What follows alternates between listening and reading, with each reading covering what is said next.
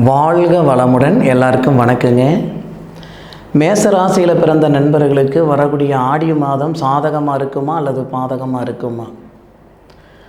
ஆடி மாதம் 1ஆம் தேதி புதன்கிழமை அதிகாலை அனுச நட்சத்திரம்னு சொல்லக்கூடிய சனி பகவானுடைய நட்சத்திரம், அதுபோக மகாலட்சுமி பிறந்த நட்சத்திரத்தில் முதல் பாதத்தில் 215 டிகிரி விருச்சிக ராசியில் தானங்க இந்த மாதம் பிறக்கப்படுது. அப்படி பிறக்கப்படக்கூடிய ஆடி மாதம் மேசராசி நண்பர்களுக்கு எந்த மாதிரியான ஒரு மாற்றங்களை இந்த பிரபஞ்சம் தரப்போகுதுன்றதை பற்றி தான் முழுமையாக நம்ம பார்க்க போகிறோம். ஆடி மாதம்னா நம்ம எல்லாருக்கும் ஞாபகம் வர்றது ஆடிப்பட்டம் தானுங்க. விதை விதைக்கிறதுக்கு அற்புதமான ஒரு மாதம். நான் மேசராசி நண்பர்களுக்குன்னு சொல்கிறது என்னன்னா, இந்த மாதத்தில் நீங்கள் அதாவது விதைக்கக்கூடிய விதை தான் எதிர்காலத்தில் மிகப்பெரிய ஒரு விருட்சமாக வரப்போகுதுங்க. உழைப்புன்ற விதையை போடுறீங்கன்னா எதிர்காலத்தில் உயர்வுன்ற விருட்சம் பெரிய லெவலில் வரப்போகுது. அதில் எவ்விதமான ஒரு மாற்று கருத்து இல்லை. அதை பற்றி முழுமையாக அந்த பதிவில் சொல்கிறேனுங்க. பொதுவாக நம்மளுடைய ராசி அதிபதி யாருன்னா செவ்வா. மேசராசிக்கு அதிபதி செவ்வா. காலச்சக்கரத்தின் முதல் பாவகத்துக்கு அதிபதி செவ்வா. செவ்வா மேசராசிக்கு 2வது பாவகன்னு சொல்லக்கூடிய குடும்பஸ்தானம், தனஸ்தானம், படிப்பு ஸ்தானத்தில் 12 வருஷத்துக்கு ஒரு முறை குருவோடு சேருவார். அப்போது 12 வருடத்துக்கு ஒரு முறை வரக்கூடிய குரு பகவான் மேசராசிக்கு 2வது பாவகத்தில் செவ்வாவோட சேரும்போது குருமங்கள யோகம் ஏற்படுது. நம்மளுடைய முன்னேற்றத்துக்கு முட்டுக்கட்டையாக இருந்த தடைகள் எல்லாம் விலக போகுது இந்த மாதத்தில். இன்னொரு அற்புதமான விஷயம் என்ன அப்படின்னா, குரு பகவான் யாருடைய சாரம் வாங்கியிருக்கிறாருன்னா சந்திர பகவானுடைய சாரம் வாங்கி ரோகிணி நட்சத்திரம்னு சொல்லக்கூடிய கிருஷ்ண பகவான் பிறந்த நட்சத்திரத்தில் ரோகிணி நட்சத்திரம் 3வது பாதத்தில் ஏறுவதால் குருச்சந்திர யோகம் அப்படின்ற ஒரு யோகம். அதே பாவகத்தில் வரக்கூடிய செவ்வா சூரிய பகவானுடைய சாரம் கார்த்திகை நட்சத்திரம் 2வது பாதத்தில் 33 டிகிரியில் செவ்வா இருக்கிறதுனால சூரிய மங்கள யோகம், குரு சந்திர யோகம், சூரிய மங்கள யோகம். அப்போ செவ்வாவும் குருவும் ஒரே பாவகத்தில் 100% மேசராசி நண்பர்களுக்கு அருமையான ஒரு தருணம், அற்புதமான ஒரு தருணம். அதில் மாற்று கருத்து இல்லை. பொதுவாக நமக்கு நேர காலங்கள் சாதகமாக இருக்குதுன்ட்டு எந்த ஜோலிக்கும் போகாமல் வீட்டிலேயே இருந்தோம்னா எல்லாமே நல்ல விதமாக நடந்துடாதுங்க. நேர காலத்தோடு சேர்ந்து நாமளும் செயல்பட்டால் தான் போக வேண்டிய இடத்துக்கு போக முடியும். அதுதான் யதார்த்தமான ஒரு உண்மை. அப்போது மேசராசி நண்பர்களுக்கு இதுவரை தாமதமாக இருந்த செயலும் சரி அல்லது தடையாக இருந்த செயலும் சரி, நீங்கள் இந்த நேரத்தில் செய்தீங்கன்னா 100% நிச்சயமாக உங்களுக்கு சாதகமாக இருக்கும். படிச்சிருக்கேன், படித்த படிப்புக்கு உண்டான உத்தியோகம் வரல, முயற்சி பண்ணி பாருங்கள்.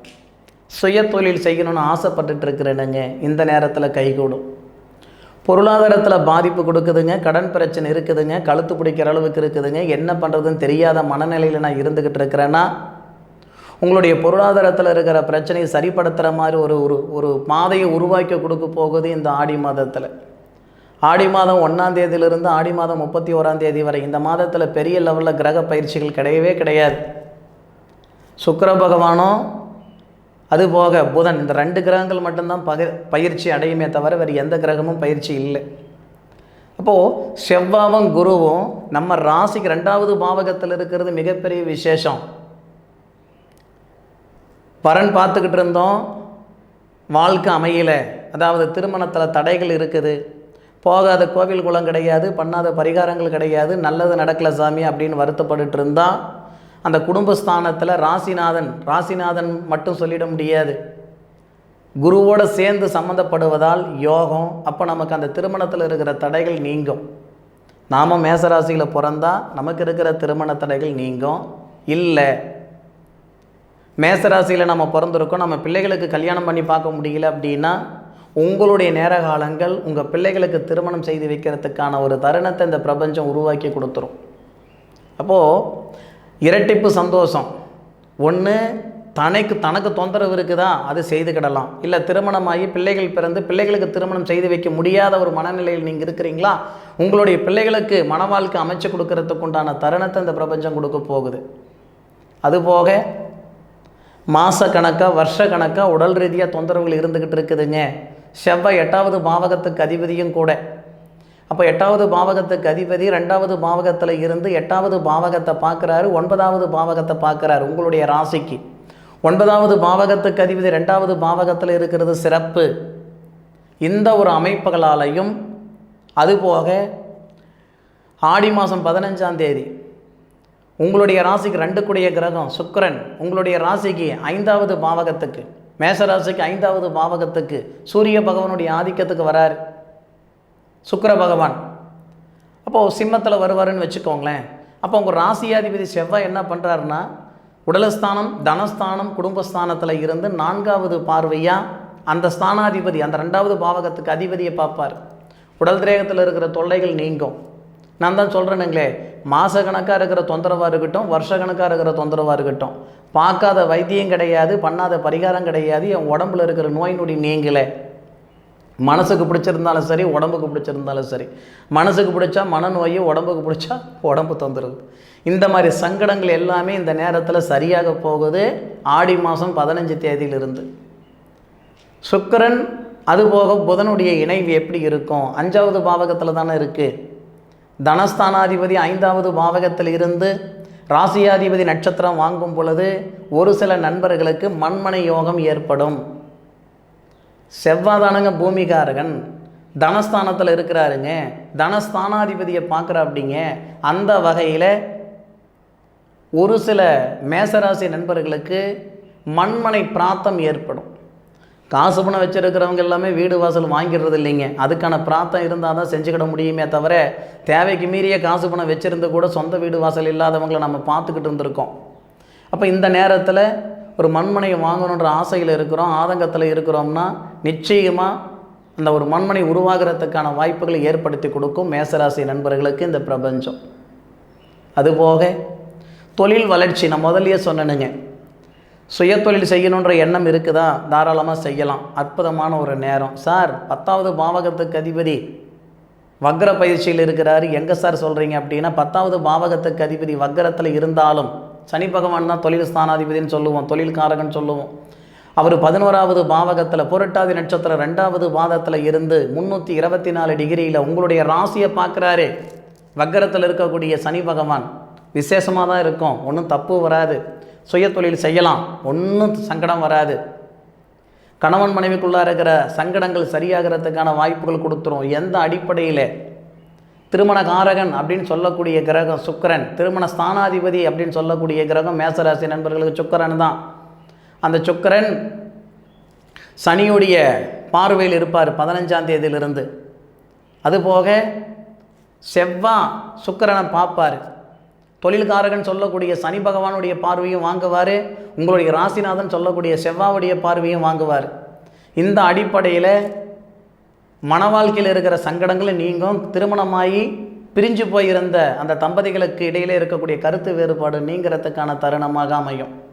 அப்போ ஆடி மாதம் 1ஆம் தேதியிலிருந்து ஆடி மாதம் 15ஆம் தேதி வரைக்கும் ஒரு மாதிரியான வளர்ச்சிகள் கொடுக்குதுன்னா, ஆடி மாதம் 15 தேதியிலிருந்து 31ஆம் தேதி வரைக்கும் ஒரு சில மாற்றங்கள் உருவாகும். இதுபோக சூரியன் 4வது பாவகத்தில் வரக்கூடிய ஒரே மாதம் இந்த மாதம் தானுங்க, ஆடி மாதம் தான். எப்பயுமே எல்லா வருஷத்துலேயும் ஆடி மாதம் பார்த்திங்கன்னா சூரியன் 4ல் தான் இருப்பார், கடகத்தில் இருப்பார் சூரியன். புதனாதித்ய யோகம் ஆரம்பத்திலேயே புதனாதித்ய யோகம். எத்தனை நாள் வரைக்கும் புதனாதித்ய யோகம்? 3ஆம் தேதி வரைக்கும். அப்போ சூரியன் குரு பகவானுடைய சாரம் அப்படின்னு சொல்லக்கூடிய புனர்பூச நட்சத்திரத்தில் வருவார். 3 நாளைக்கு மட்டும்தான் புனர்பூச நட்சத்திரத்தில். பூர்வீக சொத்தில் இருக்கிற சங்கடங்கள் சரியாகும். அதாவது 2 தலைமுறையாக சொத்து பத்து பிரிக்காமல் இருக்கிறோங்க, எங்களுடைய பாகப்பிரிவினை செஞ்சுக்கிட முடியாமல் இருக்கிறோம்னா ஆடி மாதம் 1, 2, 3 சார் ஆடி மாதம் போய் பிரிக்க முடியுமா சார்? வாய்ப்பு இருக்குது, முயற்சி பண்ணிக்கோங்க. அதுபோக பூசம் நட்சத்திரத்தில் சூரிய பகவான் வருவார். பூச நட்சத்திரம்னா கிட்டத்தட்ட 4ஆம் தேதியிலிருந்து 17, 18 தேதி வரைக்கும் பூச நட்சத்திரத்தில் தான் சூரிய பகவான் இருப்பார். இரும்பு இயந்திர தொழில் செய்யணுன்ற எண்ணங்கள் இருக்குதா? ஆடி மாதம் அந்த 4 தேதிக்கு மேற்கொண்டு புதுசாக தொழில் தொடங்க வேண்டாம். ஏற்கனவே தொழில் தொடங்க இருக்கீங்கன்னா அதில் கொஞ்சம் இன்வெஸ்ட்மெண்ட் பண்ணலாம், ஒன்றும் தப்பு வராது.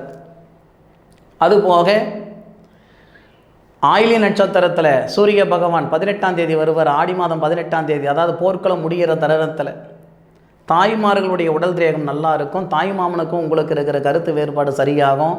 வெளிநாடு போகிறதுக்கான வாய்ப்புகள் கொடுக்கும். வெளிநாட்டில் இருக்கிற நண்பர்களுக்கு ஒரு நிம்மதி சந்தோஷத்தை உருவாக்கி கொடுக்கறதுக்கான வாய்ப்பு கொடுக்கும்.